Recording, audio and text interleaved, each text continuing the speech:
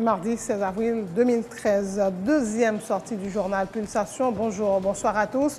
Pulsation, l'essentiel de l'actualité de la journée. Richard Morse explique les raisons de sa démission de son poste de conseiller du président Michel Martelly dans une interview à Toronto Star, un journal canadien en ligne. L'artiste, qui est également le cousin du chef de l'État, affirme avoir claqué la porte en raison de la corruption au palais et du sabotage d'infrastructures. Le band leader du groupe RAM révèle avoir vu des faux chèques et des gens payés alors qu'ils ne travaillaient plus au palais.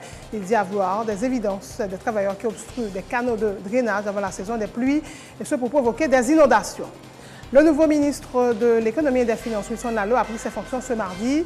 Il succède à Marie-Carmel Jean-Marie, qui a démissionné le 10 avril dernier. Wilson Lallo s'est engagé à renforcer les PME et à faciliter la création d'emplois dans le pays et à faire de son mieux pour rendre accessible le crédit. Le Sénat de la République est une fois de plus pas parvenu ce mardi à se prononcer sur le dossier des ambassadeurs désignés aux Nations Unies à Paris, de sénateurs ayant infirmé le quorum en signe de protestation. Jean-Baptiste Bien-Aimé et Pierre-Francky Exius demandent au préalable que la lumière soit faite sur la nationalité de Vanessa Matignon, appelée à diriger la représentation diplomatique d'Haïti à Paris. Elle est présentée comme une citoyenne française. Dans l'international, les autorités américaines qualifient d'acte terroriste la double explosion qui a fait au moins 3 morts et des dizaines de blessés lundi à Boston. Ils assurent que les auteurs de cet acte ne resteront pas impunis. Au moins 37 personnes tuées ce mardi au Pakistan dans un tremblement de terre dont l'épicentre se situait en Iran. Et puis en sport, la Fédération anglaise de football a décidé de mettre en place le Hawkeye sur tous les terrains de Premier League dès la saison 2013-2014. Cette technologie permettra aux juges d'être avertis lorsque le ballon franchira ou non la ligne de but. Le Hawkeye sera utilisé pour la première fois lors du prochain Community Shield. Voilà, mesdames et messieurs, pour le menu du journal.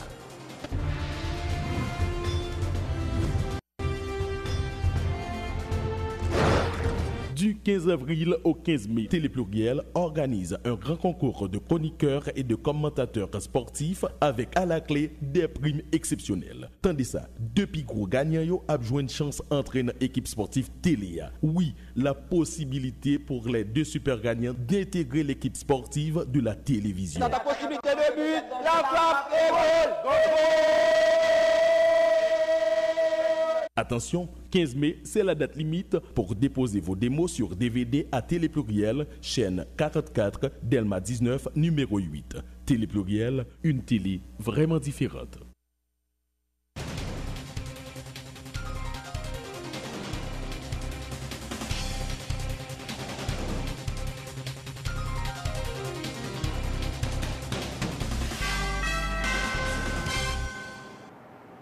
Chef, bonjour, bonsoir et merci de votre fidélité à Télépluriel. En couverture de ce journal, la déclaration de Richard Auguste Morse à Toronto Star, un journal canadien. Richard Morse est conseiller et cousin du président Michel Martelly. Je suis parti à cause de la corruption au Palais national et le sabotage d'infrastructures.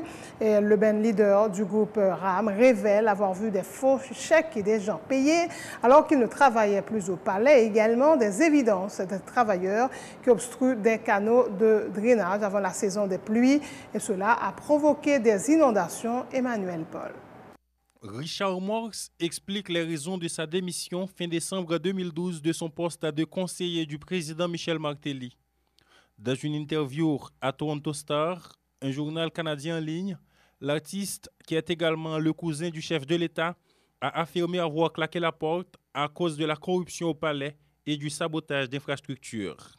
Au lieu de combattre la corruption, j'ai senti qu'on l'embrassait. Le band leader du groupe RAM révèle avoir vu de faux chèques et des gens payés alors qu'ils ne travaillaient plus au palais, ajoutant avoir évoqué la question, cependant rien n'a été fait.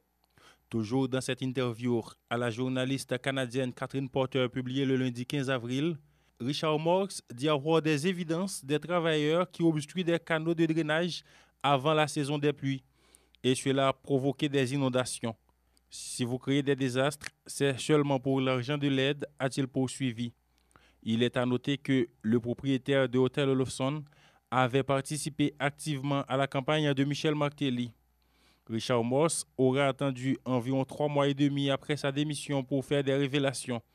Des déclarations faites surtout moins d'une semaine après la démission de la ministre de l'Économie et des Finances, Marie-Carmel Jean-Marie, qui avait également fait état de la corruption au sein du gouvernement. Nous ne pouvons nous contenter de pratiques désuètes et hier sanctionnées par une évaluation conduite selon les standards internationaux de l'évaluation PEFA et qui nous classe parmi les moins vertueux des États en matière de gestion des finances publiques, a écrit Marie-Carmel Jean-Marie dans sa lettre de démission au Premier ministre Laurent Lamotte. Joint au téléphone par Toronto Star, le chef du gouvernement haïtien, en réaction aux propos de Richard Morse, a indiqué, nous citons, « Nous comprenons que la lutte contre la corruption est une clé pour attirer des investissements. Nous prenons toutes les mesures nécessaires, mais cela n'arrivera pas du jour au lendemain. » Fin de citation. Le nouveau ministre de l'Économie et des Finances, Wilson Lallo, a pris ses fonctions ce mardi. Il succède à Marie-Carmel Jean-Marie, qui a démissionné le 10 avril dernier. Wilson Lallo s'est engagé à renforcer les PME et à faciliter la création d'emplois dans le pays. Nous allons faire de notre mieux pour rendre accessible le crédit, a-t-il dit, une tâche qui ne sera pas facile. Le nouveau ministre de l'Économie et des Finances entend contribuer à la transformation de la société et de l'économie haïtienne.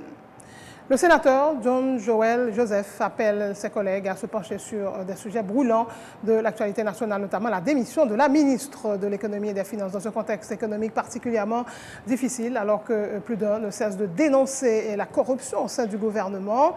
Il y a aussi les allégations selon lesquelles plus d'1,5 milliard de dollars laissés dans les caisses de l'État par l'administration du président Préval auraient disparu. Ce sont des questions qui méritent des réponses urgentes, a dit le parlementaire. Pour le sénateur Joël Joseph, le dossier de la ratification des ambassadeurs désignés aux Nations Unies et à Paris devrait être relégué au second plan. Justement, la séance sur le dossier des ambassadeurs a avorté à nouveau ce mardi. Gagné un ministre qui démissionne.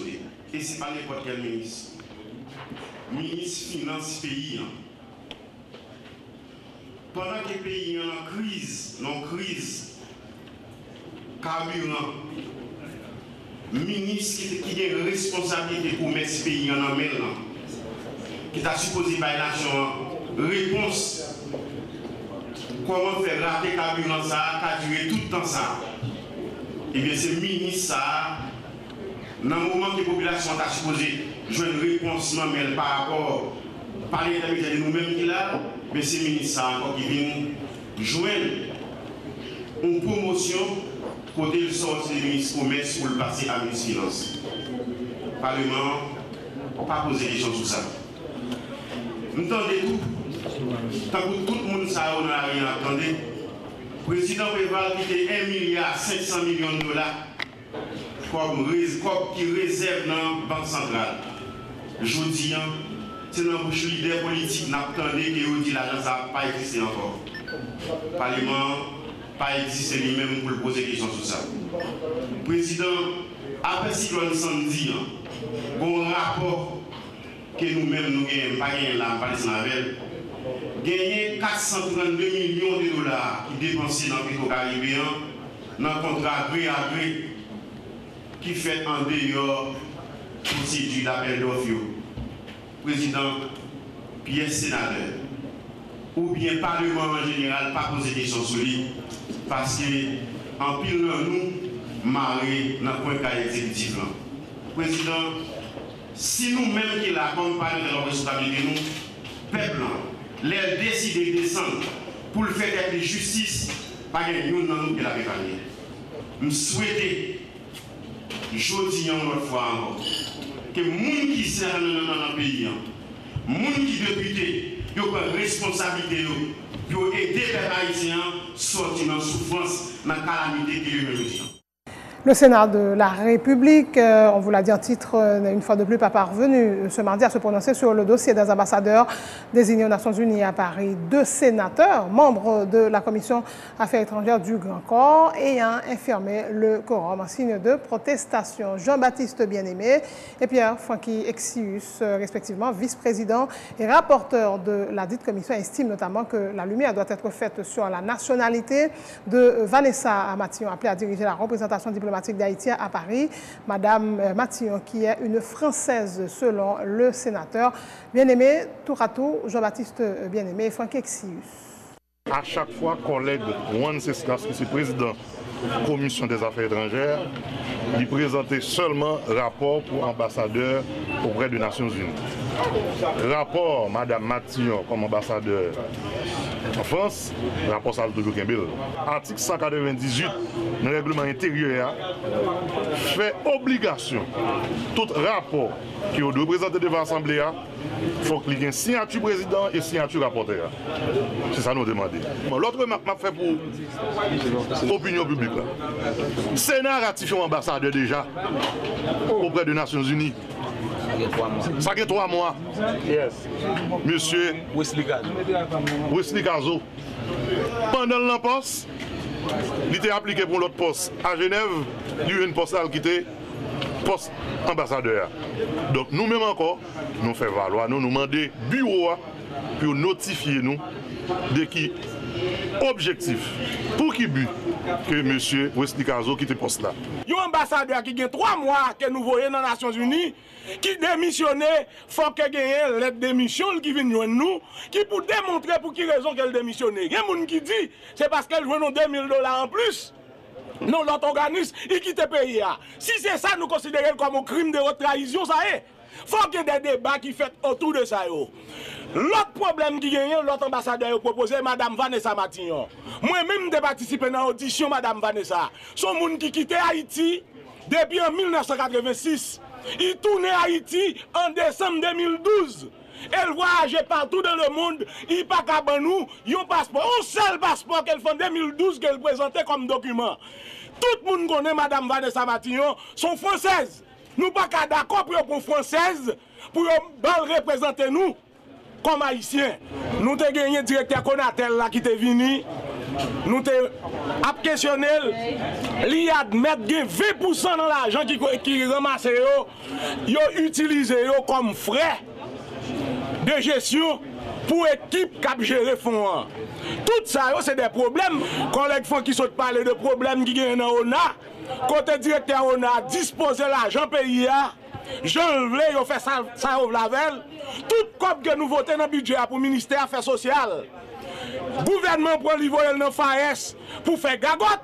Nous croyons que ça est plus important pour nous. Voilà, le sénateur Francky Exius Jean-Baptiste Bien-Aimé.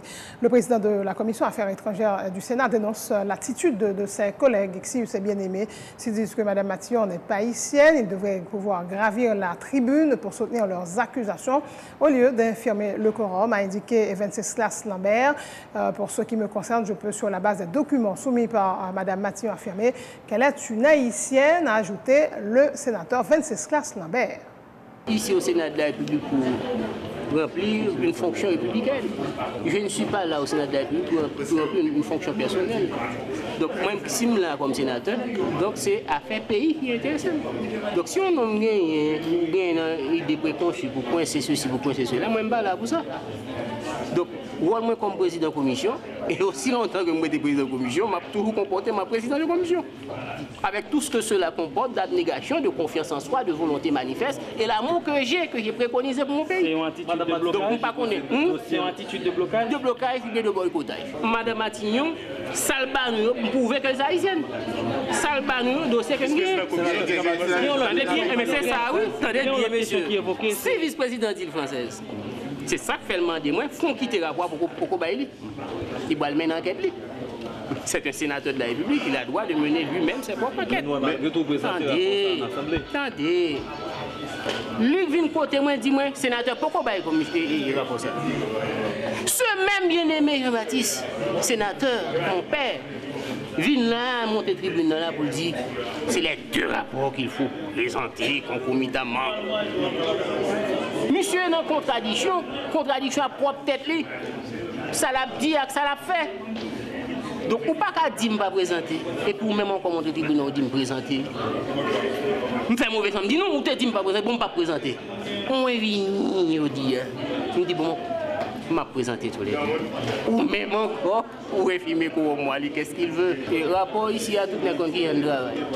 Rapport à tout sorti dans l'audition. Tandis que nous vérifions l'examen baccalauréat, monsieur Consala. C'est le cas de Maître Régis. Si tu as bien me dit, ah, bon passeport manqué, il faut qu'au moins tu aies fait recherche pour connaître cela, pour présenter le rapport. Ce que je ne fais pas présenter le rapport. Lui monter là, je m'entends, il dit ça. Il dit c'est 2 rapports pour présenter. Je m'entends. Je dis, ou même qui dit, il dit non, il dit ok, pas de problème. Je vais 2 et puis les filmer. Qu'est-ce qu'il veut? Mais comment comprendre l'attitude? Pas qu'à comprendre, c'est un comportement inexplicable.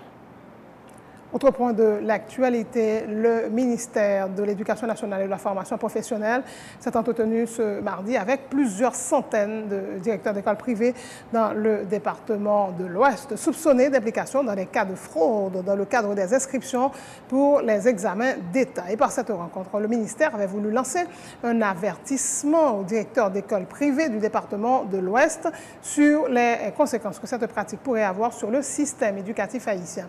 Aucune considération ne sera faite pour les élèves en situation régulière lors des examens officiels. Les fraudeurs seront traités avec la dernière rigueur, prévient le titulaire du ministère de l'Éducation nationale et de la formation professionnelle.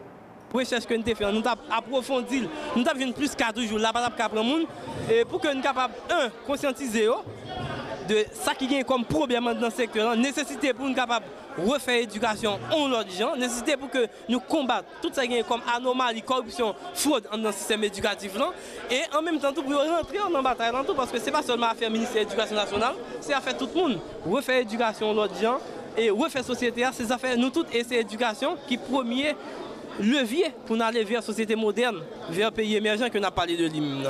Moi, je suis conscientisé pour ça, je parle avec eux.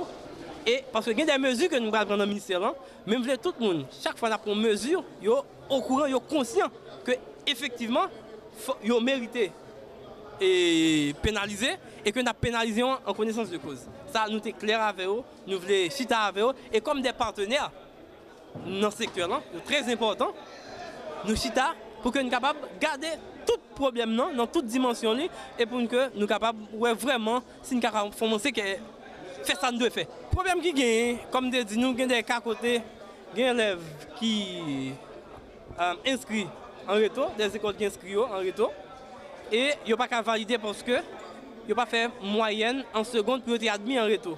Trouvez que dans l'école X, un élève qui fait seconde, il n'a pas fait moyenne, et nous venons dans l'école Y qui a accepté, qui bat moyenne pendant l'année dernière, c'est comme si c'était la qualité, et qui inscrit en retour. Qui ne pas valider l'élève, ils ne pas composer. Mettez devant responsabilité, parce que nous ne pouvons pas valider l'élève, ils ne peuvent pas faire l'examen baccalauréat, parce que ce n'est pas possible. Et deuxièmement, montrer que c'est des cas qui graves, c'est des anomalies qui graves, il faut qu'ils corrigent et nous corriger avec la plus grande rigueur. Mais il faut que même temps participer dans la correction que nous avons portée. Il y a un pile cas, c'est fraude, mais il y a l'autre cas, c'est des problèmes, qui étaient dans le faible système. OK? Donc, tout c'est des anomalies, on a corrigé dans le système.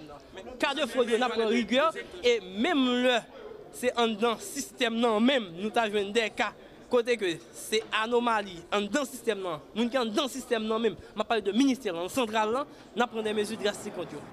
Certains directeurs d'école ayant participé à cette rencontre rejettent les allégations du ministre de l'Éducation nationale.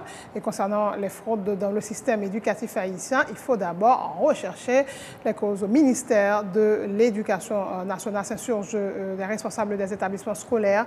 Ils dénoncent également la forme utilisée par le ministère pour poser le problème. Toutefois, certains d'entre eux affirment reconnaître que cette pratique est monnaie courante dans certains établissements scolaires suivis. Nous-mêmes, nous recevons une lettre de la part du ministère là, sans aucun motif. C'est pendant une réunion, nous apprenons, mais pour qui ça? Voilà pourquoi nous sommes intervenus. Nous avons donné au ministère certaines explications. Il y a des cas où pas qu'à courir accuser le directeur d'école là. Nous avons déposé le dossier dans le ministère là, et puis nous avons fourré nous là-dedans. Pour pas accuser nous. D'accord, c'est un compte qui n'est pas planifié. Nous venons là aujourd'hui, là, ce matin là. Nous apprenons, c'est sous cas de fraude qu'on a discuté. Mais formellement, nous-mêmes, en tant que directeur de l'école, nous ne sommes pas vraiment informés de cas ça. Bon, normalement, nous avons une liste tout mais ce frauduleux n'est pas vraiment dépend de nous-mêmes. Il y a des erreurs qui sont montées tout dans ce système informatique là. Il y a des cas que nous-mêmes, nous ne pas vraiment reconnaître. Il y a plusieurs aspects. D'ailleurs, premièrement, si le ministère lui-même a goumé comme fraude contre magouille dans le système éducatif, il faut que lui-même d'abord résoudre le problème qui est dans le ministère. Depuis date nous tendez la ministère depuis le monté, il n'y a pas arrêté directeur d'école. Mais est-ce que fraude magouille qu'on fait, association malfaiteur qu'on fait seulement avec un seul monde? Association malfaiteur pas jamais fait avec un seul monde. Donc il faut me dire que le ministre a commencé tout à marrer dans le ministère des employés, des inspecteurs. Parce que magouille, ça va parler, il a fait des connivences avec le monde qui travaille dans le ministère. Andazi, il est de côté. Et tant dans food là, injustice là. Parce que 4 km là, dès que l'école a 5 élèves, il y a 10 ou 15 élèves dans la liste. Côté élèves, ça va sortir. Même les collègues, j'aime pas là, il faut me parler comme ça. Si on dit que l'école, qu'on fait comme ça, qu'est-ce qu'on fait encore? Et parce que nous regardons où l'école, un local bien cher. Puis il fait que l'école locale là, cher dans le monde, puis qu'on a pour accepter n'importe qui monde, n'importe comment la carrière pour prendre, puis pour mettre dans les sous. Ça me condamne à dire que l'école pour ça.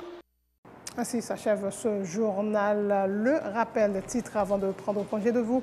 Mesdames et messieurs, Richard Auguste Mors explique les raisons de sa démission de son poste de conseiller du président Michel-Joseph Martelly. Dans une interview à Toronto Star, un journal canadien en ligne, l'artiste, qui est également le cousin du chef de l'État, affirme avoir claqué la porte en raison de la corruption au palais et du sabotage d'infrastructures.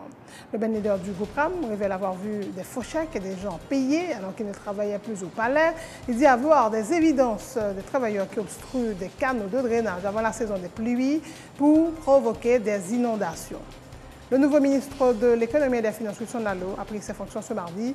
Il succède à Marie-Carmel Jean-Marie, qui a démissionné le 10 avril dernier. Wilson Lallo s'est engagé à renforcer les PME, à faciliter la création d'emplois dans le pays et à faire de son mieux pour rendre accessible le crédit. Le Sénat de la République n'est une fois de plus pas parvenu ce mardi à se prononcer sur le dossier des ambassadeurs désignés aux Nations Unies et à Paris, 2 sénateurs ayant infirmé le quorum en signe de protestation. Jean-Baptiste Bien-Aimé et Pierre-Franquis Exius demandent au préalable que la lumière soit faite sur la nationalité de Vanessa Matillon, appelée à diriger la représentation diplomatique d'Haïti à Paris, présentée comme une citoyenne française. Dans l'international, les autorités américaines qualifient d'acte terroriste la double explosion qui a fait au moins 3 morts et des dizaines de blessés lundi à Boston. Elles assurent que les auteurs de cet acte ne resteront pas impunis. Au moins 37 personnes tuées ce mardi au Pakistan dans un tremblement de terre dont l'épicentre se situait en Iran. En sport, la Fédération anglaise de football a décidé de mettre en place le Hawkeye sur tous les terrains de Premier League dès la saison 2013-2014. Cette technologie permettra aux juges de révertir lorsque le ballon franchira ou non la ligne de but. Le Hawkeye sera utilisé pour la première fois lors du prochain Community Shield. Merci de votre attention. Bonne suite de programme sur Télé Pluriel.